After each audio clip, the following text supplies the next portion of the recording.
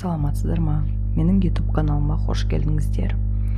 Мен бүгін сіздерге бүгінгі сабақта акциядан қалай өскенде және түскенде қалай ақша табуға болатынын түсіндіретін боламын. Акцияда екі позиция бар.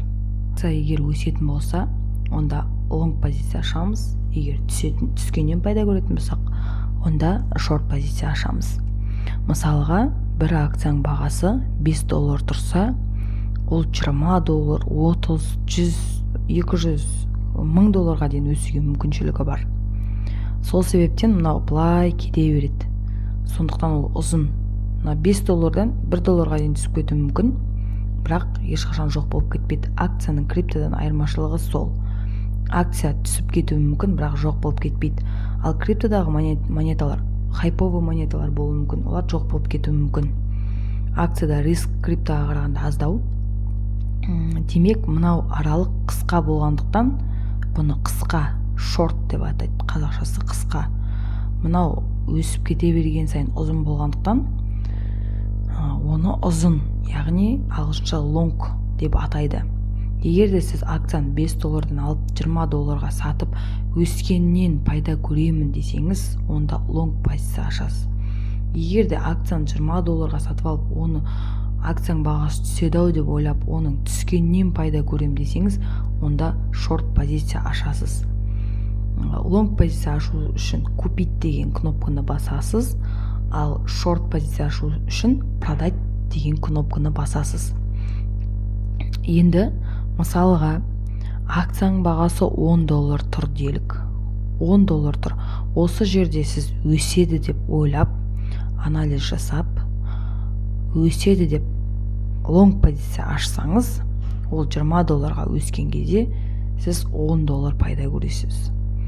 Және акцияның бағасы егер түсіп кететін болса, $5 дейін, сіз дәл осы уақытта дұрыс анализ жасап, шорт позицияға кірген болсаңыз, онда мына жерде сіз шорт позиция арқылы $15 пайда табасыз. Және тағы да акцияның бағасы өсіп кететін болса, $30 дейін, онда сіз мына жерден тағы да лонг ашатын болсаңыз, онда $15 пайда табасыз. Дәл сол сияқты түсетін болса $20. Мына жерде есептеп қарасақ, сіз дұрыс анализ жасау арқылы акцияның өсетін, түсетін дұрыс анализ жасап болжай алсаңыз, онда сіз мына жерде $60 тапқан болар едіңіз. Трейдерлер қалай жұмыс жасайды? Трейдерлер осылай жұмыс жасайды, осылай ақша табады. Яғни, мысалы, сіз егерде 10-нан $20 акцияның бағасы өсетін болса, онда сіз акцияны өзіңіздің ақшаңызға сатып аласыз. Лонгтың шорттың айырмашылығы осы жерде. Егер мына жерде $20 тұрған акция түседі деп ойлап шорт позиция ашамын десеңіз, онда продать деген кнопканы басасыз да, сізге брокер қарызға ақша береді. Бұл жерде шортқа кіретін кезде сіз қарызға аласыз ақшаны брокерден. Мысалға, бұны былай түсіндірсем болады. Мысалы, қазір $1 бағасы 500 теңге делік. Сіз, мысал, бір досыңыздан $1 алдыңызда, алғаннан кейін ол доллардың бағасы 250-ге түсіп кетті. Сөйтіп, сіз оған 500 теңгеге $1 сатып алып бермейсіз ғой. 250 теңгеге $1 аласыз да, алған $1 қайтарып бере саласыз. Мына жерде де сол сияқты.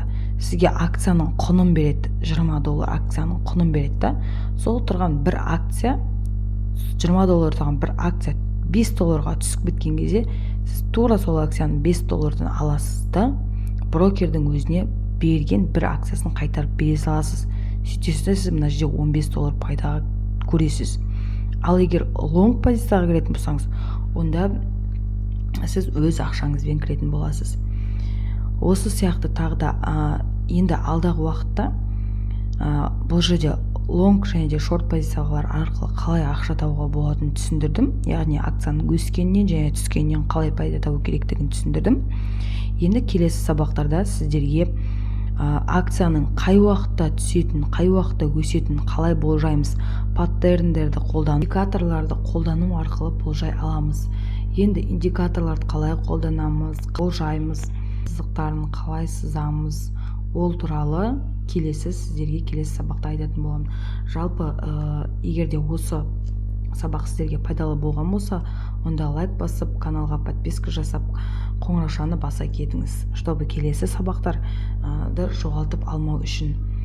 Сіздерге барынша қазақша жалпақ тілмен түсіндіріп айтып жатырмын. Барынша оңай жолмен, барынша оңай методиканы, түсінуге де қолайлы методиканы қолданып айтып жатырмын.